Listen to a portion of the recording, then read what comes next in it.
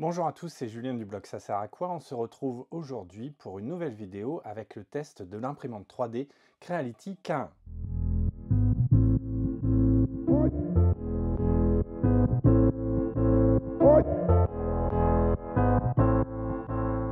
Cette imprimante Creality K1 est une imprimante en format Core XY et elle est sous clipper. Les imprimantes Core XY ne sont pas nouveaux. C'est un peu la tendance en ce moment, beaucoup avec de la Bambu Lab qui a beaucoup popularisé ce format en ce moment pour de grandes vitesses. Mais encore une fois, ce n'est pas nouveau puisque ma première imprimante Core XY, c'était une Zortrax M200 en 2016. C'est surtout un bon moyen d'imprimer rapidement et de façon qualitative avec ces imprimantes Core XY. La Creality K1 est en fait une réponse directe à Bambu Lab face aux imprimantes P1P et la nouvelle P1S. Alors je vais tout de suite parler des prix puisque cette imprimante m'a été envoyée par Geekbuying. Geekbuying référence cette imprimante à 539 € alors que sur le site de Creality on va la retrouver à 649 €. Donc on est sur un tarif à peu près similaire au P1P et au P1S. Bien sûr on ne va pas la comparer à la Bambu Lab X1 Carbone que j'ai avec les différentes AMS, puisqu'on n'est pas du tout sur les mêmes tarifs. Alors dans cette vidéo, on verra la partie déballage, mise en route, les caractéristiques techniques et enfin quelques impressions que j'ai pu réaliser avec cette imprimante pour voir la différente qualité. Au niveau du déballage, rien de particulier, hein, tout est bien emballé dans un carton avec de la mousse. Pour sortir l'imprimante, c'est très simple, il suffit de tirer le gros sachet qui va soutenir l'imprimante. On va enlever les différentes mousses de protection pour retrouver une boîte déjà avec pas mal d'accessoires. Les accessoires, on va avoir une pince coupante, une spatule en plastique. On va avoir un tube de colle pour pouvoir adhérer et aussi aider à la décollement sur le plateau adhésif. Une clé USB de 16 Go. Ici, on n'est pas avec une carte micro SD, on est directement avec une clé USB, ce qui est quand même plutôt pratique puisque pas mal d'ordinateurs maintenant n'ont pas forcément un port SD ou micro SD, donc ça évite d'avoir des adaptateurs. Comme vous pouvez voir ici sur la photo, c'était livré aussi avec une petite bobine de filament PLA blanc de 250 grammes, des pieds en caoutchouc anti-vibration. Et alors, bizarrement, moi, dans mon package, j'ai reçu la caméra qui permet de filmer et de détecter normalement, avec la fonction intelligence artificielle, des problèmes au niveau de l'impression. Je sais que normalement, c'est en option, une trentaine d'euros de mémoire. Bon, je ne sais pas si maintenant, de base, ils l'ont fourni ou si c'est mon package était particulier pour le test. Après avoir déballé l'imprimante, on va allumer directement l'imprimante et on va suivre les différentes étapes de mise en service. Étape de mise en service relativement simple, il faut bien sûr veiller à dévisser les 3 vis qui maintiennent le plateau pendant le transport. Si vous avez des doutes pendant ce déballage ou cette mise en service de l'imprimante, surtout référez-vous à la vidéo qui se trouve sur la clé USB, mais aussi sur le site YouTube de Creality. Alors comme vous pouvez voir sur les différentes photos, on va suivre les différentes étapes et on va connecter l'imprimante puisqu'elle dispose d'un module Wi-Fi. On va privilégier le 2 Go 4. Lorsque cette imprimante est connectée, l'écran va nous mettre un QR code à disposition. On va pouvoir télécharger l'application de Creality Cloud sur son smartphone pour pouvoir connecter son compte et la Creality K1. On en reparlera un peu des différentes fonctionnalités au niveau de l'application un peu plus tard. Ensuite, l'imprimante va lancer une batterie de tests pour s'assurer que tout fonctionne correctement. Elle va utiliser des tests d'accéléromètre, donc l'accéléromètre qui est intégré directement dans l'imprimante pour voir si tout se passe bien au niveau des vibrations. Elle va lancer des tests au niveau des températures, de lit, de la tête d'extrusion.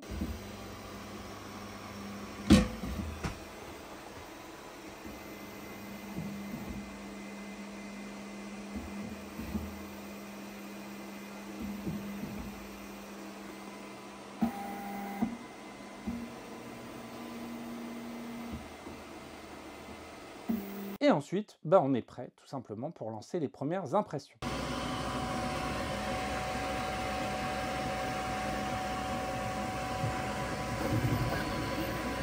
Mais avant de parler des premières impressions, on va parler des caractéristiques techniques de cette imprimante 3D en Core XY. Première chose qu'on peut voir directement, c'est que l'imprimante est une imprimante fermée. Alors, attention, elle est quasi fermée, puisque malheureusement, elle est encore avec des petits jours, comme ici on peut voir au niveau de la porte, ici, qui permet de passer avec l'écran, mais malheureusement, ça fait que cette imprimante n'était pas totalement hermétique. On a des jours ici au niveau de la porte, on a un jour au-dessus au niveau du capot où passe la chaîne. Donc au niveau des filaments un peu exotiques comme l'ABS, ça va être un peu compliqué d'imprimer. Alors moi perso, je n'en ai pas imprimé puisque je ne vois pas d'intérêt dans mes usages à utiliser de l'ABS. L'ABS est quand même très compliqué à imprimer, il faut une bonne imprimante. Et pour l'instant, je m'en sors toujours avec du PLA et du PETG. Alors qui dit Core XY dit grande vitesse. Ici, on a une impression en 600 mm par seconde. C'est énorme, c'est une réponse un petit peu marketing à Bambu Lab. Alors promis, je ne vais pas faire le comparatif au Bambu Lab toutes les 2 secondes, mais Bambu Lab annonce 500 mm par seconde. J'ai pu noter que les 600 mm par seconde étaient un petit peu, je pense, surévalués. On est très rapide, on le verra sur le Benchy, mais pas au point d'une Bambu Lab. Au niveau des accélérations, vous le verrez sur les vidéos, dès que la tête d'impression se déplace, c'est à une vitesse phénoménale, 2G d'accélération. La tête d'extrusion et l'extrudeur est directement assemblé sur les axes X et Y, puisque c'est une Core XY, et on a un extrudeur direct. Donc on va pouvoir imprimer avec des filaments flexibles ou en TPU. Alors de base, l'imprimante est fournie avec un capteur de fin de filament et le support de bobine qui logiquement se situe au niveau de l'arrière de l'imprimante, ce qui était un petit peu galère au niveau de l'accessibilité. C'est pour ça que vous voyez que moi j'ai déjà fait la modification pour passer le support de bobine et le capteur de filament sur le côté. On en reparle un peu plus tard. Pour insérer le filament, on passe le filament au niveau du capteur, on l'amène jusqu'à la tête d'impression et au niveau de l'extrudeur, on va actionner un petit levier qui permet de libérer les 2 engrenages. On insère le filament et on remet le levier pour pouvoir insérer le filament. Par contre, cette manipulation demande à enlever le capot puisque la tête d'impression est directement sur le dessus, ce qui fait une manipulation supplémentaire. Au niveau du lit, le lit est un lit flexible, donc on a une plaque flexible qui adhère très très bien. On en reparlera, il y a toujours quelques petits soucis par moment d'impression, c'est pour ça que le bâton de colle est fourni. Le plateau est plutôt bien fait, j'arrive pas à savoir c'est quoi la matière, c'est pas du Biltac, etc. Mais le job est bien fait. On a des petites encoches qui permettent ici de pouvoir directement bien situer le plateau et il est aimanté. Hop. Bien sûr, on est en 2023. Maintenant, cette imprimante dispose d'une mise à niveau totalement automatique et grâce à l'accéléromètre dont je vous ai parlé un petit peu précédemment qui se situe au niveau de la tête d'extrusion, on va pouvoir bénéficier des fonctions d'input shaping de Klipper. Au niveau du volume d'impression, le volume d'impression est légèrement en dessous d'une imprimante de chez Bambu Lab, mais ça reste encore honnête en 2023 puisqu'on est sur une impression de 22 cm par 22 cm en hauteur de 25 cm. Au niveau de la machine, on est sur un châssis totalement en métal avec les portes ici en plexiglas. Donc c'est plutôt bien fait. Le Core XY aussi permet d'avoir un encombrement plutôt minimum, encore une fois sans avoir la bobine à l'arrière, puisqu'on est sur un volume de 35 cm par 35 cm avec une hauteur de 48 cm. Sur la partie logicielle. La partie logicielle, donc comme je l'ai dit, c'est un Klipper, mais c'est pas le Klipper de base, et c'est bien dommage. Creality a utilisé Klipper, a remis ce qu'on appelle le Creality OS. C'est dommage, on perd quelques fonctionnalités de base qui sont quand même bien appréciables sous Klipper. Mais ça reste une très bonne base et pour une très bonne imprimante. Le slicer. Ah, ce petit point qui malheureusement est un défaut quand même pour moi, c'est le slicer Creality Print est fourni. C'est pas intuitif, il est pas facile à utiliser. Bon, moi je l'ai un peu utilisé pour tester les différentes fonctionnalités de l'imprimante. J'ai vite arrêté. Bon, malheureusement, c'est dommage parce qu'on perd la fonctionnalité de pouvoir envoyer l'impression directement depuis le slicer vers l'imprimante. Mais ce n'est pas grave puisque l'imprimante étant connectée, on dispose d'un serveur web, c'est-à-dire qu'on va taper l'adresse IP de l'imprimante 3D, on arrive sur une page et on va pouvoir uploader son G-code pour pouvoir l'imprimer et lancer l'impression. Donc c'est pour ça que moi j'utilise plutôt Prusa Slicer. Le profil est facilement trouvable sur internet et de mémoire c'était sur le forum Les imprimantes 3D.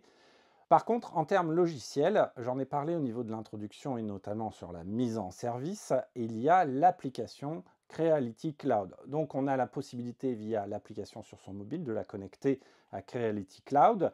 De là, on va pouvoir piloter son imprimante, on va pouvoir déjà voir si tout se passe bien, etc., mettre en pause ou lancer l'impression. On a aussi toute une page avec plein de modèles différents qu'on va pouvoir sélectionner, une sorte de Thingiverse, de printables, et on prend directement le modèle, on le slice en ligne dans le cloud et ça envoie directement l'impression à l'imprimante. Ça, c'est vraiment pas mal.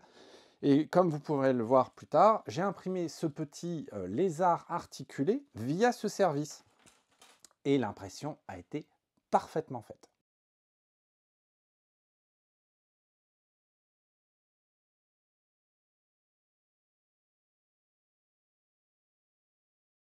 Alors justement, au niveau des impressions, tout simplement, les 3 premiers modèles qui se trouvent sur la clé USB, c'est ce petit Benchy, ce petit Benchy qui est imprimé en 17 minutes.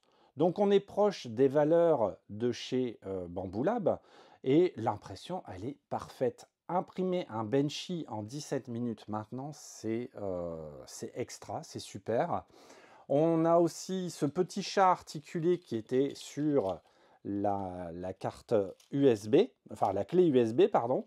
Et comme vous pouvez voir, toutes les jointures sont parfaites au niveau de l'impression, aucun problème là-dessus. Troisième modèle qui permet de voir la vitesse d'impression. Encore une fois, ça, c'est pas un print qui est très utile, mais qui est très impressionnant à voir. C'est ce modèle. Ce modèle, c'est juste, il va tourner en mode vase. On va voir la vitesse complète au niveau de l'impression et c'est assez impressionnant. Ça, c'est clair et net. Bon, qui dit test d'imprimante, j'ai lancé les différents tests que j'ai l'habitude. Forcément, le petit cube de calibration.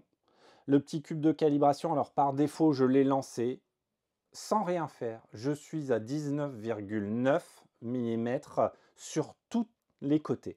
Donc, une calibration qui est quasi parfaite. On pourrait avoir le 0,1 mm qu'on irait chercher, mais de base, moi, ça me suffit. Et enfin, le fameux printer test que j'imprime à chaque fois. Et comme vous pouvez voir, toutes les parties de test sont parfaitement exécutées. Les overhangs sont ici, sont parfaits.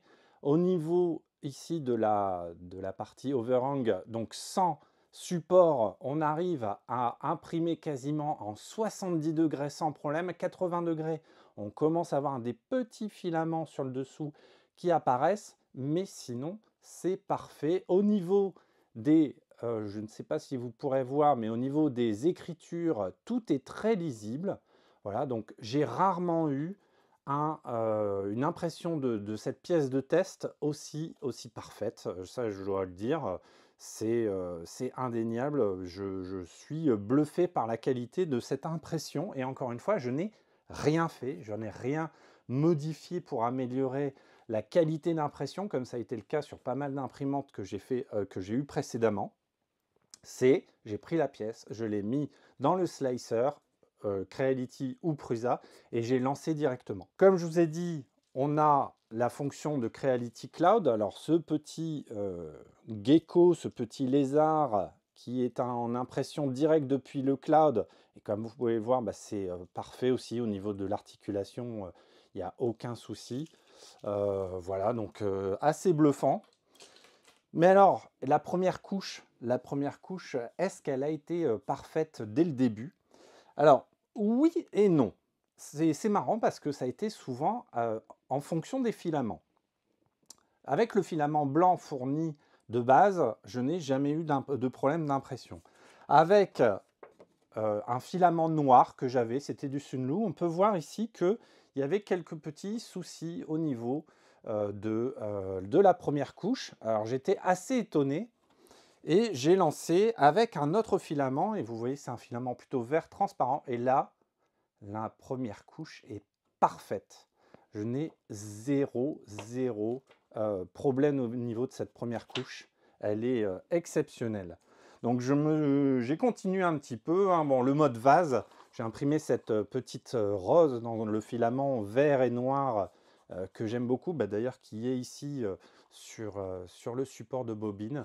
Bon, le mode vase, hein, parfait.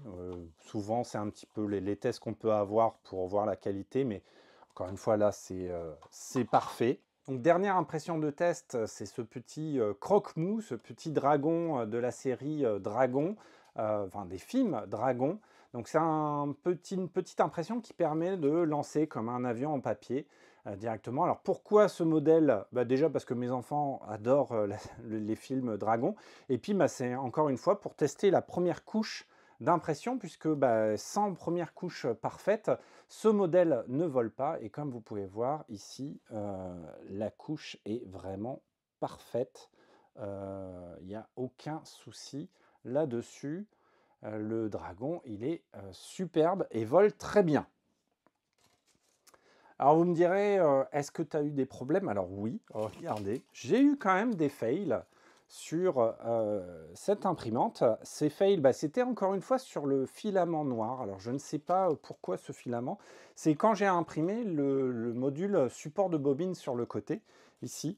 Ça m'a fait ce petit problème-là. Alors j'ai remis un petit peu de colle sur le plateau d'impression et après j'ai pu imprimer sans aucun problème.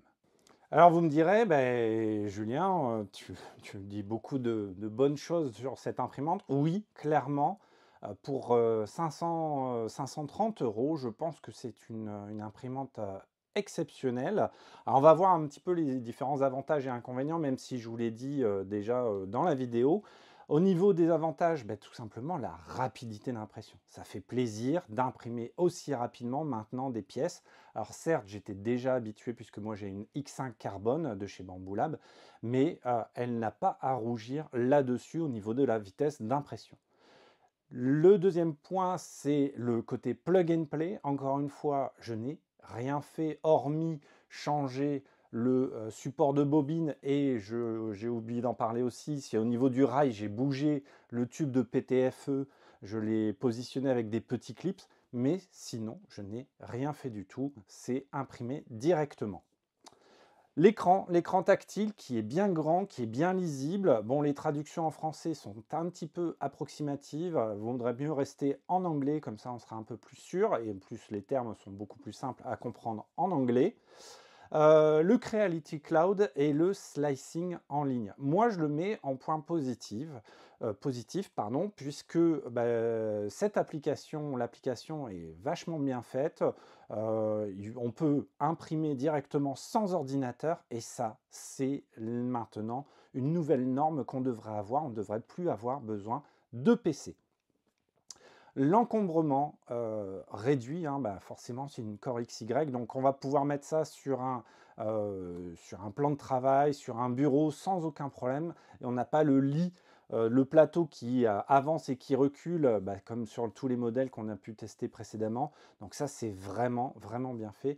Et puis dernier point positif, c'est la communauté autour de Creality. J'ai à peine déballé l'imprimante que j'ai vu déjà plein d'améliorations. Alors, d'améliorations plutôt pratiques, comme les accroches pour le tube PTFE, comme pour le support de bobine sur le côté. C'est quand même appréciable d'avoir une communauté autour de cette imprimante. Au niveau des points négatifs, alors le support de bobine à l'arrière, ça je l'ai déjà dit, mais bon, c'est facilement réglable en imprimant ici le support. Une fermeture qui n'est pas complète, donc oubliez les filaments exotiques type ABS, mais encore une fois, ça va dépendre de vos besoins. La plupart du temps, vous n'aurez pas besoin d'imprimer en ABS. Le PETG fonctionne très bien sur cette imprimante, le PLA aussi. Un point assez négatif, c'est le bruit. Elle est très bruyante.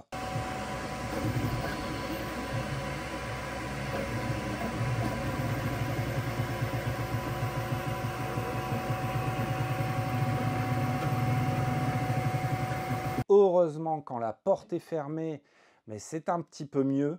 Mais alors, laissez la porte fermée, puisqu'avec la porte ouverte, c'est une catastrophe. Elle est assez bruyante. La caméra fournie est malheureusement de moyenne qualité. Déjà, la qualité d'image, elle est pas terrible. Vous verrez ici sur les quelques images que je peux vous mettre. La fonctionnalité de détection de problèmes avec intelligence artificielle, même si on peut l'activer, ne fonctionne pas. Donc ça ne sert à rien d'essayer d'activer ça pour l'instant. Peut-être dans les prochaines mises à jour, ça devrait aller mieux. Et dernier point, c'est le clipper qui n'est pas de base. C'est dommage de ne pas avoir le clipper de base et donc bénéficier de toutes les fonctionnalités de cet open source avec les nouveautés qui pourraient arriver. Alors, il y avait à un moment donné une sorte de hack qui permettait de passer en clipper de base, mais ça a été corrigé sur les imprimantes. On ne peut pas passer sur le clipper de base. Peut-être ça reviendra un de ces jours. Donc en conclusion, pour moi, cette imprimante K1 est une vraie réussite, puisque on est vraiment sur une imprimante de très bonne qualité qui imprime très rapidement. Les impressions, comme vous avez pu voir, sont de qualité. J'ai rien à redire. Encore une fois, bon, il y a toujours quelques petits points négatifs, ça c'est sûr et certain. Mais avec Creality, c'est maintenant un contrat de confiance. Moi, j'ai déjà eu beaucoup d'imprimantes de chez Creality. La fameuse CR10 hein, qui a été un banger absolu. J'ai eu la CR6 SE que j'avais backé en Kickstarter, la CR6 SE Max que j'ai toujours d'ailleurs. Donc pour moi, Creality, ça reste de la confiance pour n'importe quelle imprimante. On peut le voir, hein, les communautés autour de Creality sont phénoménales. Donc cette K1 ne déroge pas à la règle. Si vous voulez une imprimante pour 500 €, foncez. Il n'y a aucun problème là-dessus. Peut-être vous réfléchirez avec une Bamboula, mais le côté une P1P ne sera pas ouverte. Il vous faudra imprimer vous-même vos panneaux, etc. Est-ce que le jeu en vaut la chandelle? Je ne sais pas trop. À vous de voir si la partie clipper est intéressante pour vous, etc. Donc voilà, c'est une très bonne imprimante et que je peux vous recommander. En tout cas, merci à Geekbuying de m'avoir envoyé cette imprimante pour les tests et n'hésitez pas à aller voir toutes les photos sur mon blog saseracoi.com pour plus d'informations. Merci, au revoir.